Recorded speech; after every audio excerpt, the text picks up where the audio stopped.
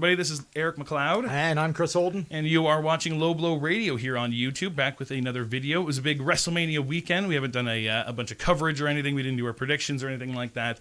Let's just mix things up, too. There was tons of stuff to cover. I watched way too much wrestling over the last week and a bit. I'm sure you watched your handful as well with Mania and other things.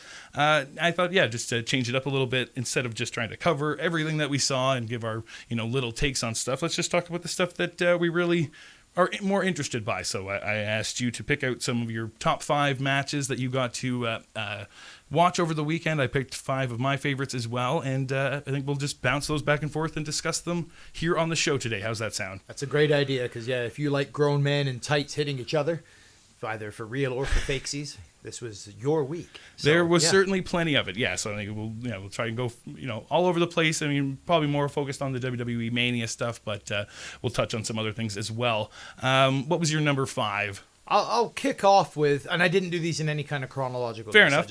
I'll kick off with outside of WWE. For myself, I watched the Bloodsport action. I think you did as well. I did. Josh Barnett's excellent promotion of Raw Underground, and particularly I wanted to just chat on the Moxley Barnett main event, because I thought that was really, really, really good. Yes. I definitely agree. The whole card was a great Bloodsport showcase once again. A few things I'd touch on if we were going to get to more of it, but for sure this main event was a great sort of collision of these two big stars in Bloodsport. Josh is certainly booked and presented as a big defining monster in the organization. John has been on a tear since showing up in Bloodsport as well. Undefeated until Saturday. Yeah, so it had certainly built to a point here. I liked seeing them in the ring against each other. The real sort of, you could see the size that John has put on. Like, we've always known the size of Josh Barnett. You're a little more familiar with him from MMA and stuff like that. But yeah, I liked how they sized up in the ring. The blood was nasty in this match, and it was all like, there was no blade, and these guys were just digging into each other's faces with elbows. You saw it as it happened, and the blood would start trickling. It was very, very, real as real could get in a predetermined match. When Mox is lying down on the outside of the ring after he'd been split open, you could see the blood pouring off the back of his head and just dripping onto the blue mats. And that was, just imagine his poor wife Renee sitting at home cringing again as John just throws caution to the wind and reckless abandon through his matches. He looked awesome, though. Moxley, and no disrespect to Barnett at all, but Moxley did this better. Moxley worked the shoot fight better than Josh did. Yeah, because he understands the wrestling so good that he was able to work the shoot part in so realistically, whereas Josh is pulling punches a little bit more, and it's a little more obvious that he's trying to work it, whereas John, the work, he's got that down just fine. Now he's making the work look more real. So much of that would have been if they had slightly better production guys, and whether it's experience or whatever it is. But there were just a couple of the things with Barnett, such obvious pulling of the punches when he was going for his midsection. Yeah. It just, because of the product, because of the way that it's presented, when it's faked in that, like with Raw Underground, when you can see it being phony, it looks so much more phony. Yeah. And all it would have taken was a camera angle coming from behind where you couldn't actually see the fist landing, and it would have looked devastating, because it would have looked like he was driving those shots home. Yeah. I know he's not really. I don't need to see. You know what I mean? The presentation and the style of seeing it that way would have been that much better. But the way that Moxley made it all look so real, and it was great. Yeah, saved anything from the other side of it. So the Greco stuff, working each other's arms, was really, really good. When he would get caught with the kicks too, where he would be unexpectedly shocked by how much power Barnett can really deliver and stuff like that. No, really good kind of showcase of the mix of what Bloodsport tends to present. So, and I would like to believe these are two guys that looked at each other before the match and said, "We're working snug and tight, right? We're not letting anything out there. You accidentally hit me. I know we're buddies, but this is going to be." Because we want it to be a really good show. Yeah. And then these two guys that aren't afraid to get hurt. I thought it was great. I think, it keeps Josh as obviously, I mean, it's Josh Barnett's It's his Bloodsport. promotion. It's his thing. He should be the one more than likely going over in these, unless it is a, changing of the guard or type situation or something they could lead to. I felt like him winning here certainly leads to a more of a rematch than if John had just got the win. It could maybe have gone either way, but I liked having Barnett walk away with the win. I don't have a problem with it. I mean, arguably, I feel like there was enough left in the tank here for a rematch, whichever one of them had taken it. Especially how the way Moxley responded to in the end. The idea in Bloodsport is you can't win by pinfall. It's either referee's discretion, but more than likely it's knockout or submission in the ring type of thing, or if the referee thinks that you're not cognitive enough to participate, much like in MMA as well. And that was sort of the story they went with here in the end, as Barnett had sort of dazed him getting into these last final moments. Moxley just unresponsive enough that the ref was not willing to let him participate. He instantly kind of jumped back up and was attacking the refs. You could tell there was far more for John to offer here. I think, that will lead to a rematch between these two down the road where John could get the win. So, really, really good match outside of the WrestleMania bubble. What's your first one on your list? Well, if we stick with the outside bubble for now, I'll probably jump back into it for my big one at the end. But I would like to touch on from the next night, the spring break, or our spring break, which was the RSP takeover, 440's takeover of Joey Janela's spring break event. One of the big matches I really, really enjoyed of this was Jordan Oliver taking on Leo Rush. It was the Blackheart Leo Rush, which is his sort of more darker, sinister type gimmick. Fantastic, such a creepy entrance for that character. I really like the aesthetic of that. That's something I definitely wanted to get over here. And Jordan Oliver in general, he's my new favorite up-and-comer indie guy. He was I talked about him quite a bit in the when he did the 2-hour Iron Man match. Really had a great showing there. Over the weekend, he won the Acid Cup, which was a tournament that GCW put on. So he had just won that. Then going into this match with Leo Rush, he's been undefeated all this year and really just on a huge roll for Jordan Oliver. So getting into this match, it had a lot at play. He was looking for a step up in competition, and he certainly got it here. He brought it to Leo in a different type of way, and Leo brought it right back. It was a very physical type of matchup. I would definitely suggest checking it out. Oliver wasn't able to pick up the win too, so I think that again leads to more matches between these two down the road with Leo getting the win in this first one. So really good showing for Leo as well as Oliver. So that's going to be my other suggested match from the WrestleMania weekend. That was one of my favorites. Right on. I'm going to shift over to WrestleMania. Certainly. I will let's go with some sunshine still. Miz and Morrison's match against Bad Bunny and Damian Priest. Oh my God. Bad Bunny impressed the hell out of me. Yeah, I mean, we were all sort of hesitant at the time when it seemed like this was going to be a singles match. I think he would have done just fine in that singles match. He practically did do a singles match. Got the hot tag off. He did everything you didn't anticipate in this. You think with a celebrity thing that it's usually they're the ones on the apron getting the hot tag for a few little moments. He started the match, took most of the heat from Miz and Morrison.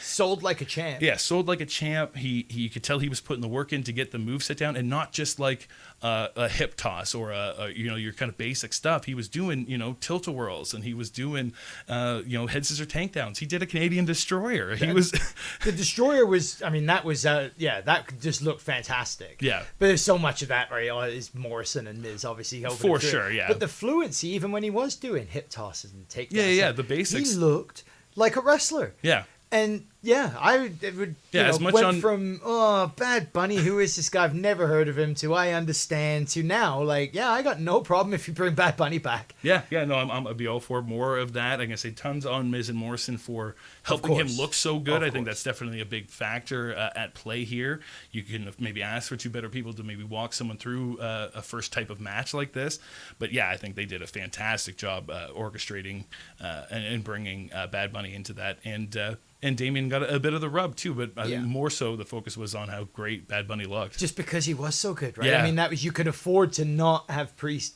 be the one that was in the ring and not taking all of the work, because we're going to use this guy. He's worked on this. And we're going to use it and utilize it. It was a shame he ended up getting summoned back to his home planet at the end with the golden microphone from Triple H. I didn't even know the golden microphone was on the line. I thought it was a Money in the Bank promo at first, so who knows what was at play there. I was like, geez, they're keeping him around for one more pay-per-view maybe, but who knows if Bad Bunny will return. But yes, a very impressive and fun match. I'd have no problem if he did. No problem at all if he came back. Well, if we're sticking with night one of WrestleMania, one of my matches for sure that made my list was Cesaro and Seth Rollins. This was one of the best Seth Rollins matches I've seen in quite a while. He's, always known for putting on really good stuff, but I think he just sort of was caught up in some tough feuds. The Rey Mysterio stuff just really wasn't working for him beneficially, and he had a great match with Shinsuke Nakamura not too long ago, and this really brought out all stops. The corkscrew, frog splash, the uniqueness of setting up certain things, the crowd pop for the spin and stuff like that for Cesaro, and for the win for Cesaro. Just, all around great things for this matchup. Very happy to hear the crowd. That was obviously one of the biggest things from this whole weekend was the fans in attendance at Mania.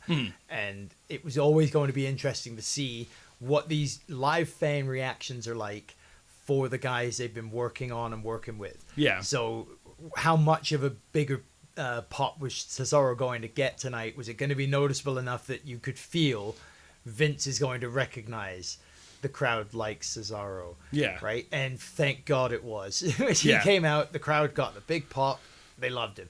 Seth Rollins, I'm reminded of Seth from way back before they on screen acknowledged him and Becky were a couple, and they completely ruined the Seth Rollins character, and everything he did for the last year has just been trying to recapture some of those glory days. Yeah. And we're there now. Like, I'm back in love with Seth Rollins. This new character is a whole new lease on life. He's getting a new kind of grasp on it with the in-ring as well as the outer presentation of the character. I'm coming around to it as well. He's getting more and more, bringing the charisma back into it, because I can tell he has lots of it. He was just sort of the Messiah thing. Just for me, it went on too many weird angles. So then having him a little more focused here, this match fantastic and really one of my favorites from night one. Definitely. It can't all be sunshine and lollipops. Night 2 we saw open with The Fiend versus Randy Orton, and this made my list just because. My God! It's certainly worthy of discussion, if nothing else, right? Exactly. There's some things that are just terrible and they suck, and you're like, and you just, well, that's a ladies tag team match for you. But then there's other things like this where, how are they doing this to poor Bray? Yeah. Like, I've got to. For someone who had... I want to believe this isn't his vision for where someone the Fiend was going when he brought it in. Like, I can't imagine they were the ones that put the Firefly Funhouse together last year. That felt like it was Bray and John. They put together this storytelling match of John's history, as well as in integrating this new Firefly character and the Fiend character into this cinematic match for John Cena. It very much seemed like it was them, maybe with some writing teams, and then they had brought that to WWE, and this is what we are presenting. This very much, has way too many hands touching, figuring out what's going on. It's not a very direct story, and I can't imagine that it's the narrative that Bray is wanting to tell at this point either. So that's where it's just becoming so befuddling. I mean, to open it up with, you see him in his burnt gear, but in a video package where he instantly can turn back into normal Fiend, but he chooses to do that now, not weeks ago. So okay, sure, that was a little bizarre. Yeah, right? Very strange. But I'm like, okay, Michael sure, he's Cole. kind of mystical. He can do whatever he wants. I'm over that or whatever. We're back to the red lights again, though, so that felt like a step back, because it seemed like we'd moved on from that. It was more stepping into elements of the Fiend that we already knew weren't working, and they'd gone back to them. Michael Cole referring to the obvious Jack in a Box as a box-like structure at ringside. I don't know what was going through his tiny mind. And the whole confusing, befuddling end with Alexa Bliss reappearing, now on top of the box, now dressed in all black with the tar coming out of her head. And that takes the Fiend's mind off the match, so Randy RKO's and pins him. After he has no-sold the first 6 minutes of the bout, one RKO pins the Fiend. Yeah, and whereas like finishers and stuff hadn't stopped the Fiend nothing before. Nothing has an effect on him unless it does. Yeah. Unless it's Seth Rollins with piles of ladders and tools. It seems so, because I still don't think they ever saved the Fiend or salvaged it from way back when they killed him at the Hell in the Cell with that match with Seth. Yeah. They got him the belt. They fixed it, but they never explained why. Why is he able to absorb any amount of punishment until all of a sudden he's a normal man and he can't? And that's never been explained. There's none of this is getting explained. No, he doesn't wrestle as Firefly Bray anymore, and that was kind of a lost thing that actually gave some hope to the character, making some sense in an in-ring character thing. Because that's always where this ends up falling apart, is as soon as you put him in a wrestling situation. Because if it's like, okay, you no-sell, but okay, you no-sell what?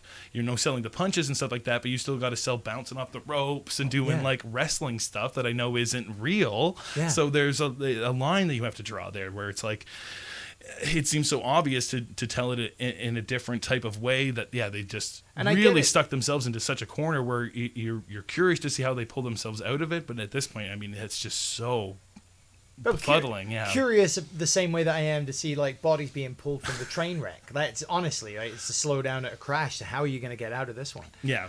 As soon as the theme music started last night and Randy came walking down the ramp, I think I sent you a text going, "Oh boy, so we're going this way with a match in front of crowd." I get it. That's all. The whole reason for cinematic matches birthing was because we had no fans in the stands. So now that they're back, are they gonna go cinematic match? Do they feel that they can go cinematic match? Are they gonna upset all the fans in attendance to watch on a video screen when I paid for a ticket? I want to see them in the ring. It's going to be hard how they go forward with that, but this particular matchup, this particular character, and so has to have a very special, specific presentation. And how it can seem so confusing on their end too, because obviously either it was a test to put Bray out there and to see what the crowd response is, and unless they were, fixing it to a huge degree, he was certainly over. They enjoyed seeing her. They enjoyed seeing him. They enjoyed the Alexis stuff. They enjoyed seeing it. But then the instant they went into this weird, strange, not telling an actual story, they were just booing it in the end. Like when it made no sense and everyone disappeared, they were very, very unhappy. So again, if you were just trying to see how it was in front of a crowd, obviously it is quite over. This is one of their biggest stories. If the crowd was that the act itself, but the fact that they couldn't come up with a way to make it work in the ring is just very, very confusing. And I was and given the appearance that you're going to break up the act, the crowd have obviously just showed you how much they're invested in and like it. Even I don't like any of the supernatural stuff. I didn't really like it with the Undertaker. I don't understand it. It's not what I'm watching for. But that's fine. Again, I get behind the idea that Bray's back with this cool mask and a cool new gimmick that seemed to be all him. But they just keep trying to derail even the slightest bit of enjoyment of it for me. And I'm enjoying only the minute part of it. I don't know how someone that's fully invested in this can stay that way today. Like if you were 110, like, no, they're telling stories and I'm loving it and I'm getting it. Well, explain to anyone what the hell that was. Yeah, if there's like a third person pulling the strings here on Alexa, it's just like the last place I needed the story to go. Like, it's...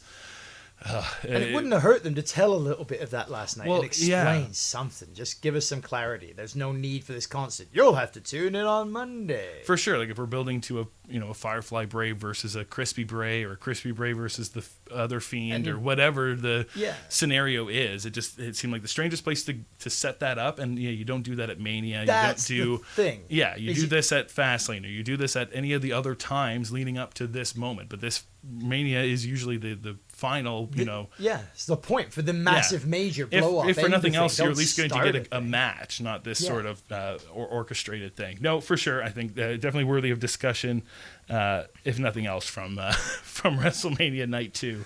I didn't pick any ones from that. We'll touch on some of those when we get back to some of yours. But if we're sticking with Mania, I will probably go next with the main event from Night 1. Sasha Banks and Bianca Belair was one of my favorite matchups from Night 1. I was glad they got to main event, and I think they did a really good job with that main event. I think Sasha is always really, really good, especially in those types of situations, and she definitely brought a lot of that out.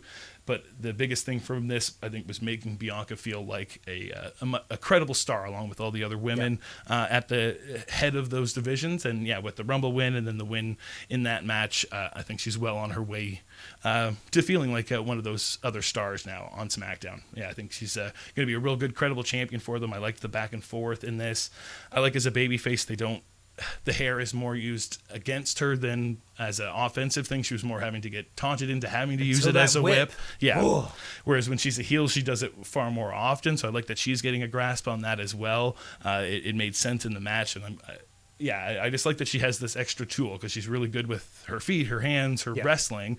But to have this extra thing that they can add into the stories, it just makes it really, really fun. Sasha's side at the end of the match, she was lying there and that welt was just starting to appear. Nasty. Oh my God.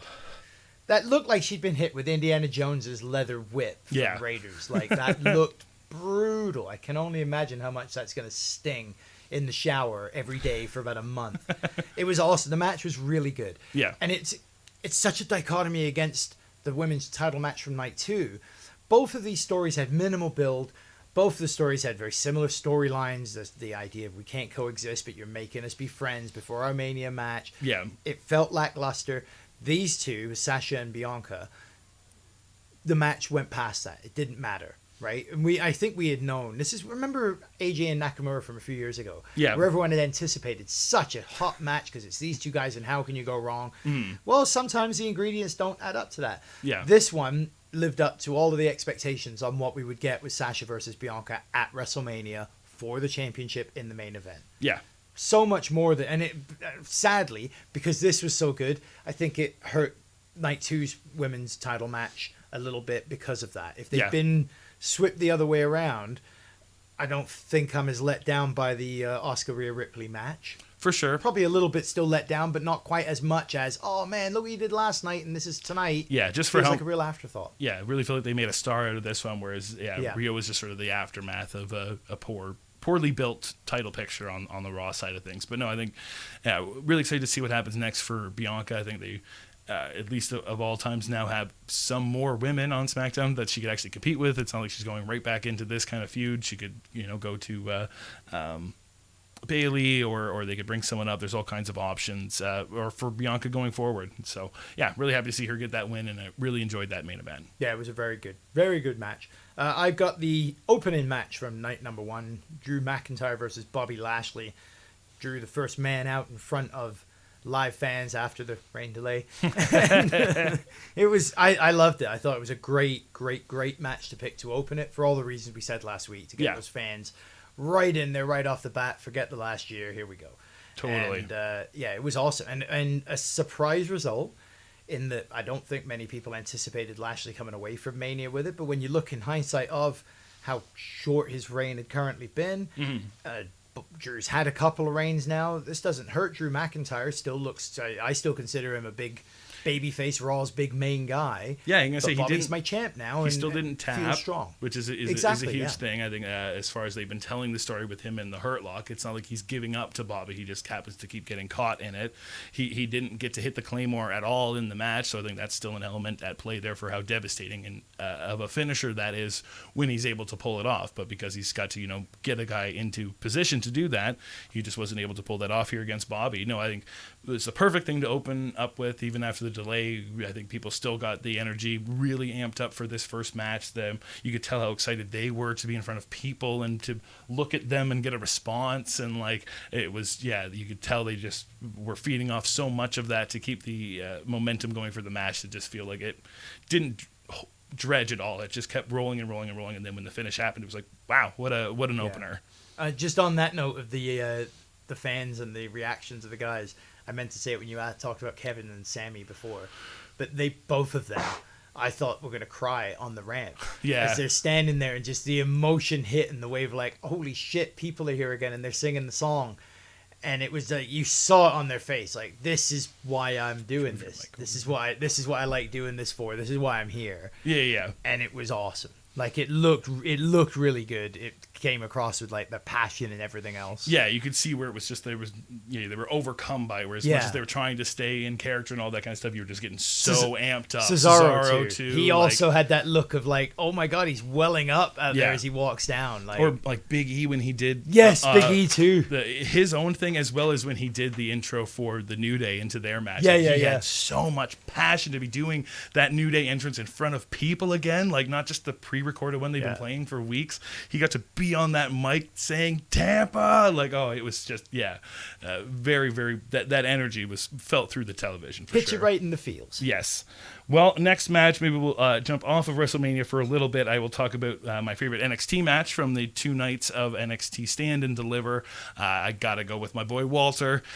He is perfect for these type of WrestleMania weekends, I find. He's the perfect kind of different type of showcase, special attraction, I think is the term I would use for it, where you don't want to do these all the time, or they don't use them, every week type of deal. But when you have these kind of special attraction events with a Walter match, it's always worth tuning into. And this one was really, really good. Him and Ciampa played off each other really well. You typically tend to tell the same types of stories in a Walter match. It's how much can you endure? How much damage can I do to his hand? Can I slow him down to any degree, or before I end up just getting demolished? And of all the people to take quite a beating, Ciampa can certainly do that, as we've been shown in NXT. So to move him into a different vein here, taking on someone from NXT UK was a different type of mix-up. He had some certainly close calls in the sense of like trying to get the a rise out of the people there in the Performance Center to think that maybe he was going to be the one to defeat Walter. But no, I think as a special event showcase to really get the dominance of Walter over, it was a fantastic NXT match. And that was, I think, precisely the point of it, right? Is you want to get Walter in front of that North American audience that maybe don't watch UK show and know right away this is a main event guy. There's a reason he's had this belt for almost 2 years. Couldn't be a better person. He looks untouchable. Yeah. On NXT on the North American side, I think, than Ciampa for sure. So great setup, great. It was a good match too. Yeah, well worth a watch if you were looking for something other than WrestleMania. All right, do you have one more match to talk about? Back to WrestleMania, the main event from night 2, the triple threat: Roman, Edge, and Daniel Bryan. What is the likelihood that we're moving into just Roman and Edge now? Because Edge is going to get to claim, well, I pinned Daniel too. Yeah, I'm going to say the finish had a lot of story, I feel, to it. Yeah. Because of, both in Edge getting so overcome with the frustration of Daniel Bryan, with Daniel, he clearly had the win, which I think was good to orchestrate in the match. Like that Edge obviously had the most clear win out of most of the people due to just setup and that kind of stuff. And then when Daniel pulled the ref, obviously taking that into his favor, that was the sort of linchpin set-off point that just sent Edge to be less focused and more angry. And then once he got caught up in the anger, that was where Roman was able to take advantage of that and then show an even more dominant side. Rather, when he could have just pinned one of those guys at that moment, he wanted to show that this is why you will acknowledge me as the head of the table. I'm so willing to put these two guys who have had neck problems completely out of this thing, and I will pin both of them. But just then, like he said on Friday, the spoiler, he spoiled it for us. I'll stack them up and I'll pin them both. Yeah, and he did exactly that. But I think, exactly, it has elements at play there where, why didn't the ref start counting as soon as my body laid on Daniel? And there's definitely elements between Daniel and Edge going forward from here. And I think, we're going to get more of those singles matches, and they made the most out of this triple threat. Roman did tap while he was in the double submission move as well. So there is an argument that both men can make that, we should be in a one-off for the belt because he gave it up. This had plenty more there's story. Lots of story here. Yeah, I think it as much as it ended kind of where they had started going into this, it's going to open up a whole bunch of new veins for them on SmackDown, which I'm really excited about. Yeah, I thought it was a really good match. Closed the show off, took away a lot of the not bad taste, but what's the word for instead of bad taste? Just, man, this didn't taste as good as I thought it should have. Just the living up to the hype or the whichever. I know but that main event took it to that spot. It felt like WrestleMania by the end of the show. For sure, yeah. It definitely had that spectacle aspect of it, the crowd response. And then I was curious as to how they were going to respond, too. As far as the booking has going, it seemed like Daniel was the more straight baby face, whereas Edge would be the more heel. But the crowd, every time he would do stuff, they were all for it. Whereas Daniel, they would be kind of 50-50 unless they were he was doing the yes chants. And then even with Roman, I felt like they had to pump in more boos to just really... But at least the differentiate the two of them. The crowd did seem to be booing him. It wasn't like he was a Kevin Nash style Roman Reigns. Yeah. Like he wasn't just getting the cool heel boos. Yeah. The crowd were playing along and booing the heel that they're supposed to boo. The one I was most blown away, thought Daniel Bryan's entrance sounded somewhat muted. Right. And then when Edge came out, I was blown away by his reaction. Mm-hmm. And you had mentioned maybe it's sweet and sound, and it's the next to impossible to say. Yeah. It could be they just didn't play it for Daniel and they played it up for Edge a bit. But I felt that they'd been leaning with try to sell us that Edge is the real heel here. Yeah. So if they were going to have pumped noise in, I thought it might have been the booze. So that's where I perceived that as being fair. an honest crowd reaction, and I was blown away by how over. I got Edge more was. of it throughout the match, more so than in the entrance. Like every time he would hit the spear or That get too, a comeback, yeah. they were very much all for it. So I heard it more in those moments. And then, where Daniel would get stuff and you'd get a bit more of a 50-50 response. I think, that sort of is going to be elements at play going forward too. But really good work between all three of these guys, orchestrating Jay into the match as well as you would anticipate it would be, because of the way Roman's character has been driven as of late. But no, I think everyone got their time to shine, single style, and Roman walked away looking very dominant, and everyone acknowledged him. That promo on SmackDown, that was fantastic. He had to win after that promo, like the calling out Edge of like, oh, you're saying that no one ever took this from you? Well, then I'll say it. I took this from you. I took it from anyone who says that they should be in this spot because it's me. And he's like, I'm tired of these dreamers. I'm here to actually do the work. I'm the man with the golden hand. I make everything better. Like explaining why he has this stuff. That's why I was like, I want the new music. We didn't get the new music. No. I hope it comes maybe eventually. I wondered if that was going to be, because you'd said maybe it'll be new music night, when it played that couple times and he still didn't come out. I was thinking like, are we going to hear record scratch and new tune, and like I'm coming in when you play my new song, then I'll go out. I mean, on like, at least they didn't do it at Mania. Like on SmackDown though, he still has like a big dog in his entrance. It still says Roman Empire. Like it needs to be updated to this new character. So maybe if we get another layer of that as SmackDown rolls on. But very happy with that main event from WrestleMania. Mm-hmm. Well, I think I've got one more match I'd like to talk about. If we're going back into the indies, by far my favorite match from the entire weekend. Wasn't like the best be-all, end-all match itself, but for the build and everything that happened with it, and for the crowd, I have to go with Ricky Shane Page defending the GCW title against Nick Gage. This match was nuts. They got everything out as far as the stuff to murder each other with in a death match. Ricky hasn't done any death matches since retiring Matt Tremont, so that's really good too, that he has been sort of getting away from that stuff. This was Nick's first match back in like a year and a half, and that crowd just loved Nick Gage. Yeah. Like, oh my God. They have had crowds. This is definitely their biggest one as of in the more recent pay-per-views from GCW, but you could tell these people were so excited to see Nick Gage again. As soon as his music hit, like those MDK chants are just echoing through this whole place, and then just getting around him in his ring entrance and stuff like that, and then to suck all of that enthusiasm and turn it into booze. Ricky Shane Page is so good at it. Like on his trunks, brand new flashy new gear coming out to this match, he has written on the side of it, "Come take your fucking belt, convict." Like, good Lord, you are just asking to get murdered by this guy, and I love it. He literally wrote, "Come get your fucking belt, convict," on his goddamn pants, and he did. Nick Gage beat the shit out of them. He beat the shit out of Nick. They were killing each other in this, putting each other through barbed wire, glass, light tubes galore, and then Nick Gage was able to pick up the victory at the end. Really, really fantastic. Yeah, all around, the story's been building for like almost 2 years as far as between Nick and Ricky.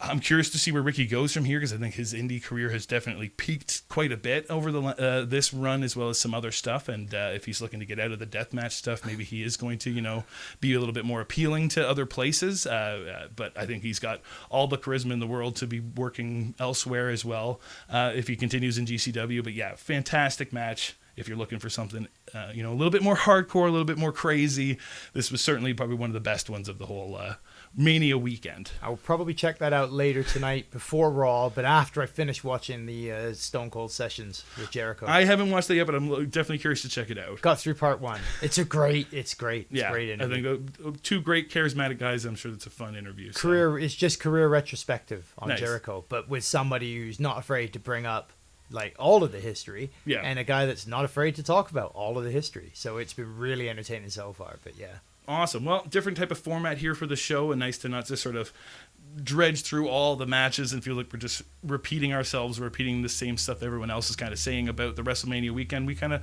picked our favorite stuff and decided to chat about that, and I think that was a little bit fun and different for this video. And it was better than all the other guys are doing. Exactly. Sure. Yeah, you got to tune in here for Low Blow Radio for all the fun stuff. We might try this type of format again as the weeks go on, but we'll try maybe some other new things out. But yeah, you can always tune in here to Low Blow Radio for more fun videos here on YouTube on Low Blow Radio. Yeah. I definitely botched that ending. All right, everybody, we'll be back for more fun on Low Blow Radio next time. Adios, amigos.